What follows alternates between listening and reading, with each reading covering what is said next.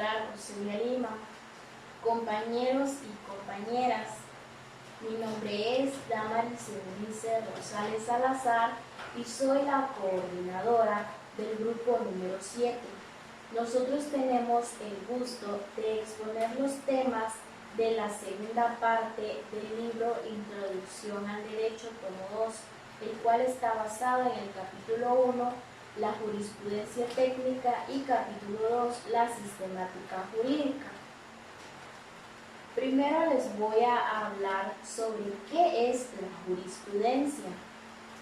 Se entiende por jurisprudencia a las reiteradas interpretaciones que hacen los tribunales de justicia en sus resoluciones de las normas jurídicas. Y esto puede constituir una de las fuentes del derecho, pero según el país, también puede decirse que es el conjunto de fallos firmes y uniformes dictados por los órganos jurisdiccionales del Estado. Esto significa que para conocer el contenido cabal de las normas vigentes hay que considerar cómo se viene aplicando en cada momento. La jurisprudencia técnica es una doctrina de orden positivo que estudia la sistematización de las reglas que constituyen determinado ordenamiento e indican en qué forma pueden ser resueltos los problemas que su aplicación suscita. Cuando se habla de jurisprudencia técnica, se hace como un sinónimo de dogmática jurídica o ciencia del derecho en sentido estricto. Pero la jurisprudencia técnica estudia el derecho como un fenómeno, pero desde una perspectiva próxima e inmediata al hecho jurídico. Por lo tanto, se ocupa exclusivamente del derecho positivo, es decir, de las normas emanadas de la actividad competente y promulgada de acuerdo a un procedimiento formal. Asimismo, la jurisprudencia técnica aparece ante nosotros como una doctrina especial de cada ordenamiento y en vez de estudiar aquellas nociones, las da por conocidas, concretándose a exponer el contenido de las leyes o costumbres que forman el sistema a que se haya referido. Los estudios de la jurisprudencia técnica pueden ser pero tan numerosos como los derechos positivos que la historia registra. El objeto de la jurisprudencia técnica. Recalcando un poco acerca de qué es la jurisprudencia técnica, tenemos que es una sistematización de las reglas que constituyen un determinado ordenamiento, ¿verdad? Y asimismo nos indica cuáles serán las formas para solucionar dichos problemas. Pero en sí, la pregunta es, ¿cuál es el objeto de la jurisprudencia técnica? Para ello se nos presentan dos escenarios. El primero nos indica que es la exposición ordenada y coherente de los preceptos jurídicos que se hallen en vigor de una época y un lugar determinado. Y el segundo, que sería el estudio de los problemas relativos a su interpretación y aplicación. Pero de lo anterior podemos concluir en que la jurisprudencia técnica nos ofrece dos aspectos fundamentales que hay que tomar muy en cuenta, que es el sistemático o teórico y el técnico o práctico. El sistemático nos dice que es la exposición de las reglas jurídicas que pertenecen a ordenamiento espacial, temporal y espacialmente circunscrito, mientras que el técnico o práctico nos dice que es el arte de la interpretación y aplicación de las normas que lo integran. Muy bien. Para terminar, vamos a decir lo que es las ramas de la jurisprudencia técnica, y son dos ramas en las que se divide la jurisprudencia técnica: la sistemática jurídica y la técnica jurídica, o doctrina de aplicación del derecho. Jurisprudencia técnica. Esta se divide en dos ramas o aspectos. La primera es la sistemática jurídica y la segunda es la técnica jurídica. La técnica jurídica pues consiste en el arte de la interpretación y aplicación de las normas jurídicas, ya sean legales o consuetudinarias, que lo integran. Asimismo, pues la técnica jurídica tiene por objeto el estudio de los problemas relacionados a la aplicación del derecho, ¿verdad?, objetivo en casos concretos. Asimismo, también esta técnica jurídica maneja lo que es el acto sensu, que consiste en la elaboración y formulación de las normas jurídicas, como la aplicación de las mismas, ¿verdad?, a casos concretos. Esta lato sensu le prosigue lo que es la stricto sensu, que consiste en el estudio de los problemas jurídicos que enfrenta el juzgador al aplicar el derecho sobre un caso concreto, estrictamente la técnica de aplicación del derecho. Por el otro lado, nos vamos a la sistemática jurídica, pues que consiste en la exposición de las reglas que pertenecen a un ordenamiento temporal y especialmente circunscrito. Esto quiere decir que encierra un tema que está delimitado, podría decirse, lo que significa circunscrito.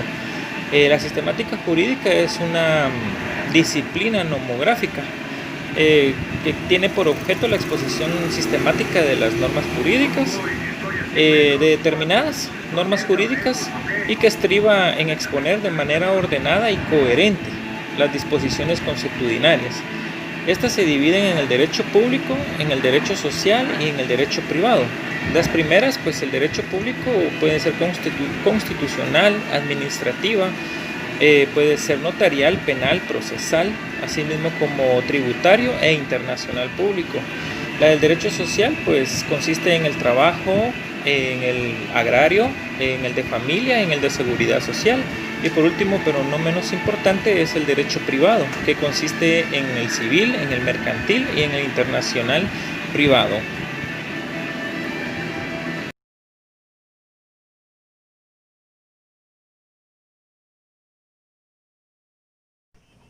La sistemática jurídica es una disciplina nomográfica que tiene por objeto la exposición sistemática de determinadas reglas normativas, cuyo objeto estriba en exponer de manera ordenada y coherente las disposiciones consuetudinarias, jurisprudenciales y legales que integran cada sistema jurídico dentro del derecho privado o el derecho público. Existen al respecto dos teorías fundamentales que debemos saber. Se exponen las dos principales teorías que afirman la posibilidad de la división de las ramas del derecho en derecho público y derecho privado. Es necesario establecer que dicha división, para algunos autores, carece de fundamentos y paulatinamente ha sido abandonada. Además, consideran que su uso obedece exclusivamente a fines pedagógicos. La distinción entre derecho público y derecho privado carece fundamentalmente y ha sido abandonada en la doctrina moderna. Así, estas corrientes negativas o reducen la pertenencia de todas las normas del derecho público o derecho privado. De lo expuesto podemos establecer que existen corrientes que niegan que el derecho deba dividirse en dos grandes ramas y otras que afirman y fundamentan el valor de dicha división. En este último sentido, podemos citar a Viattoro Toranzo, quien define la división referida afirmando que las justicias de subordinación y de coordinación son las que regulan al derecho público y al derecho privado, respectivamente. Así indica que la justicia de subordinación tiene como fin inmediato el bien de la comunidad y como límite la dignidad de los individuos. La justicia de subordinación se fundamenta en el derecho natural que todo individuo necesita de la comunidad.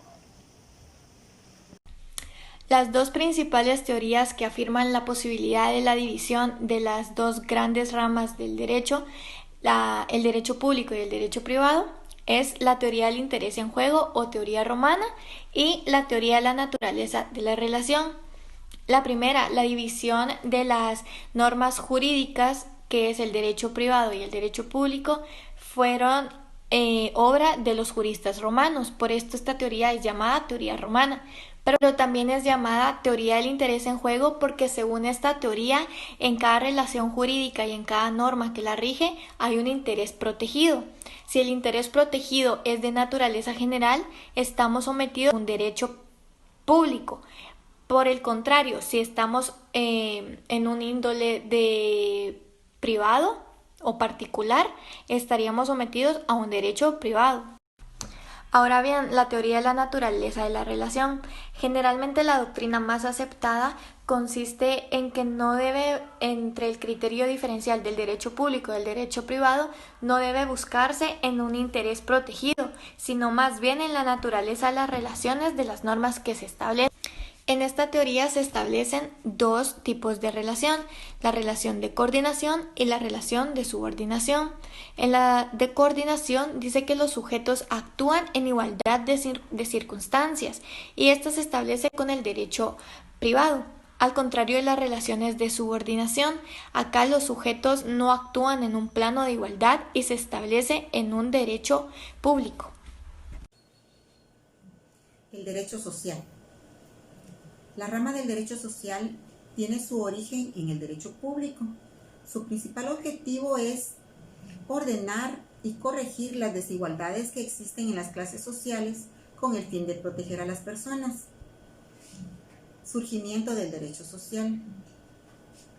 Con el surgimiento de los periodos capitalistas y la revolución industrial, especialmente en Inglaterra y en Francia, se conforma una nueva clase social antagónica, el proletariado.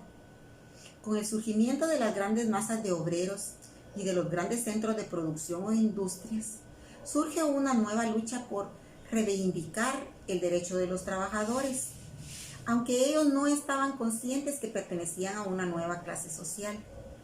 Iniciaron sus luchas en pro de limitar las largas jornadas de trabajo a los que se les exigían, que eran entre 12 y 14 horas diarias, limitar el trabajo a los niños y a las mujeres, tener acceso a un salario justo, tener acceso a la seguridad social por parte de los patronos y por parte del Estado. Asimismo, surgieron nuevas luchas por proteger la tierra, ya que para muchos estados era la única fuente de riqueza y de producción, y entre otros factores se conformó el derecho agrario. Así pues, con la evolución de los derechos sociales, se ha tenido como objetivo mejorar las condiciones sociales de la gran mayoría y de un mejor trato para las mismas.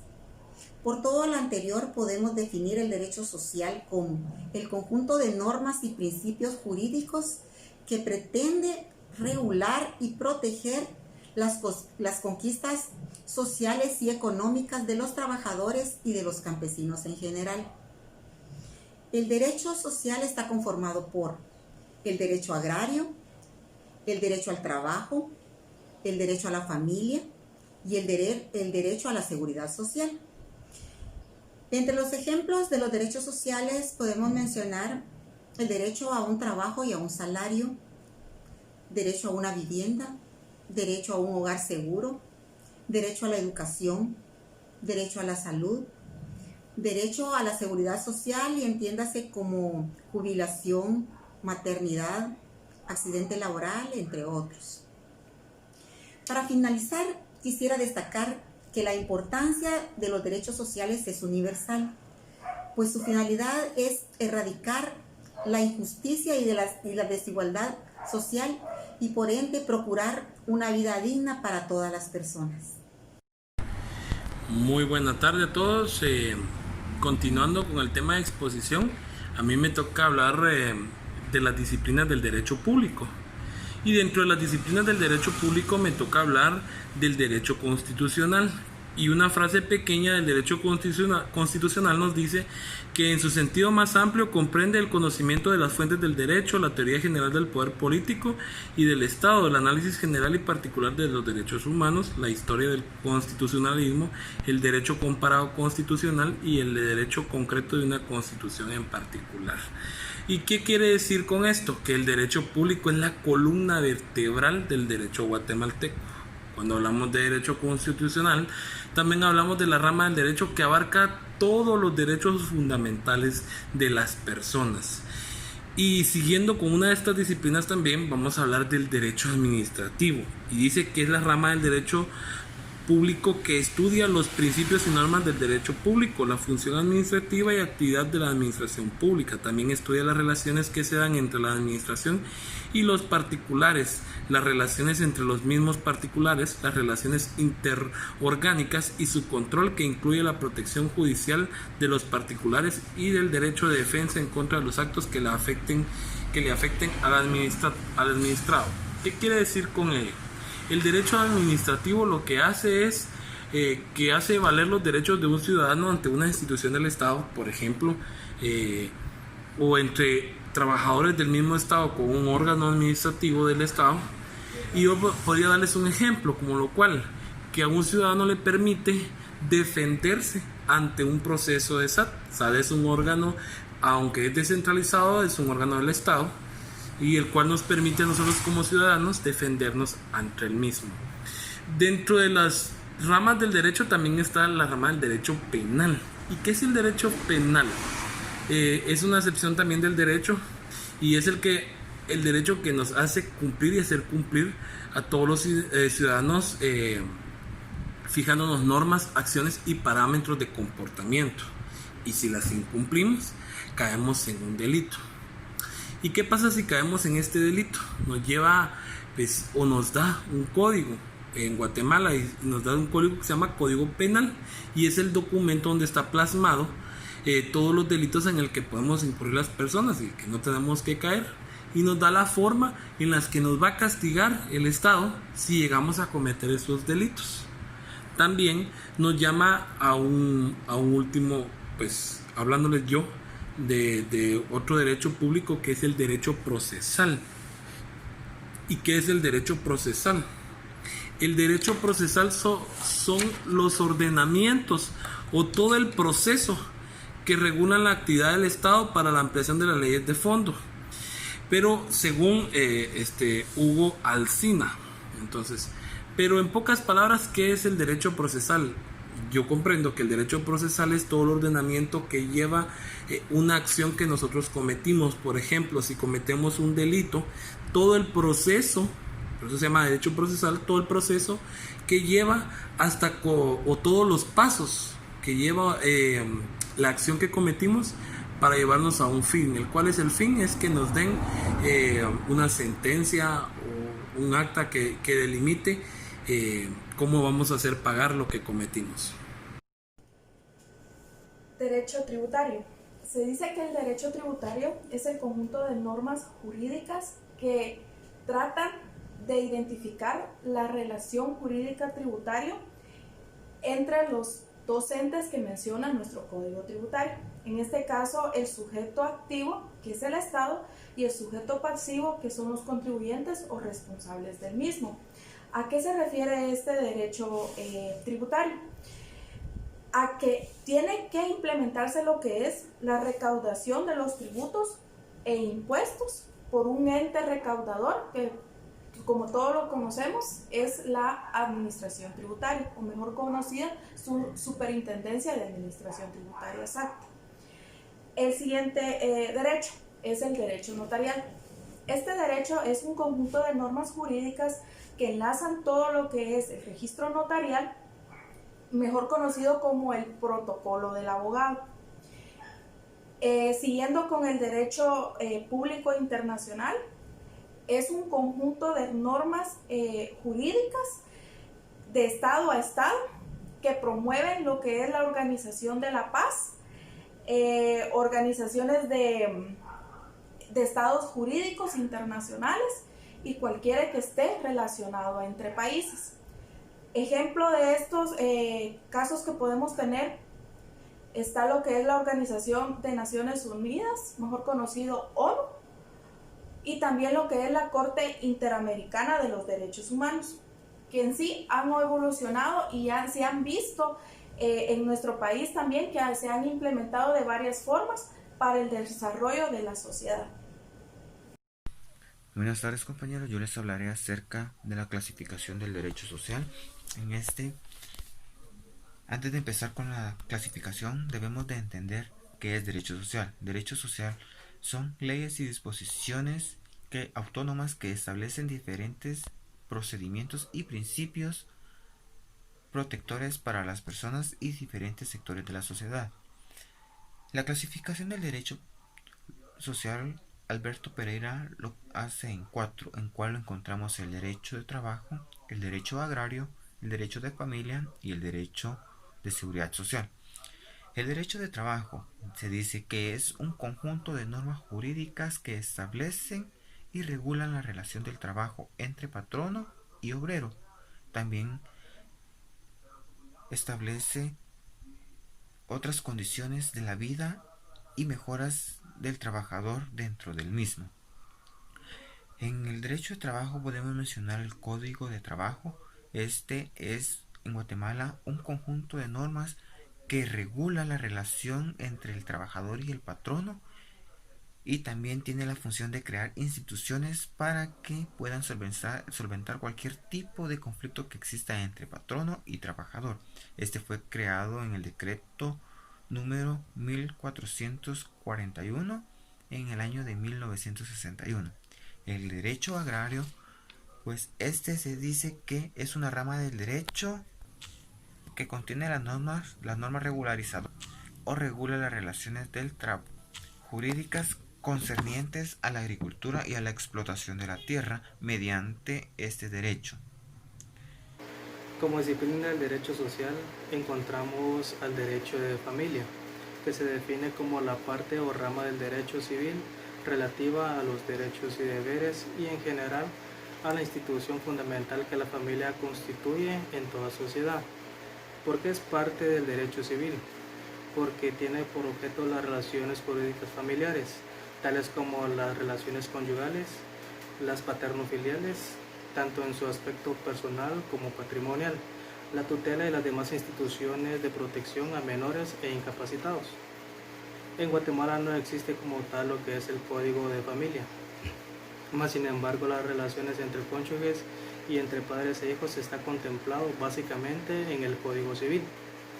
Es importante mencionar que las dos instituciones fundamentales del derecho de familia son el matrimonio y la afiliación. Es de naturaleza privada porque pretende resolver el conflicto satisfaciendo a las partes con justicia. Es de naturaleza pública porque busca la realización del derecho y la cimentación de la paz social. Otra disciplina del derecho social se encuentra lo que es el derecho de seguridad social. En nuestro libro guía se define como el conjunto de normas jurídicas relativas a las medidas de ordenamiento estatal para la prevención y remedio de riesgos personales mediante prestaciones individualizadas y económicamente evaluadas. Actualmente el Instituto Guatemalteco de Seguridad Social es la institución encargada de administrar todos los aspectos que abarca la seguridad social y las pensiones, ya sea que por desempleo, maternidad, accidentes, enfermedad, invalidez, vejez, entre otras. Este derecho se brinda a través de medidas para ofrecer protección. Sin embargo, este derecho no está contemplado a todos los ciudadanos. Como bien se sabe, es de uso exclusivo para trabajadores del Estado y empresas privadas formalmente establecidas. Y yo les voy a hablar acerca de las disciplinas del derecho privado. Dentro de las disciplinas del derecho privado encontramos a tres: el derecho civil, el derecho mercantil y el derecho internacional privado. Cuando hablamos de derecho civil, se dice que es el conjunto de normas técnicas y doctrinas dedicado a la regulación de los aspectos más fundamentales de la vida humana, como lo es la persona o el patrimonio. También determina las consecuencias esenciales de los principales hechos y actos de la persona humana, como lo son el nacimiento, el matrimonio, y también la situación jurídica del ser humano con relación a sus semejantes, como lo es la capacidad civil, las deudas, los créditos, o en relación con las cosas como lo es la propiedad y usufructo. En Guatemala tenemos nuestro Código Civil guatemalteco que regula todo el derecho civil, apoyado de otras normas que encontramos dentro del derecho privado relacionado hacia el derecho civil. Luego tenemos el derecho mercantil, que esto no es nada más que el conjunto de normas relativas a los comerciantes y a la actividad que ellos realizan.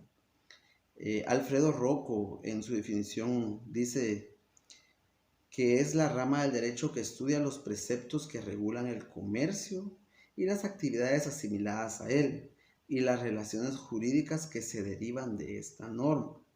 En Guatemala tenemos el Código de Comercio, que regula toda la actividad comercial, apoyado de otras normas, que pues estos establecen reglas al desarrollo comercial, individual o social en nuestro país. El derecho internacional privado es el conjunto de normas jurídicas que tiene por objeto determinar la norma jurídica aplicable en los casos de vigencia simultánea de normas jurídicas de más de un estado que pretenden regir una situación concreta.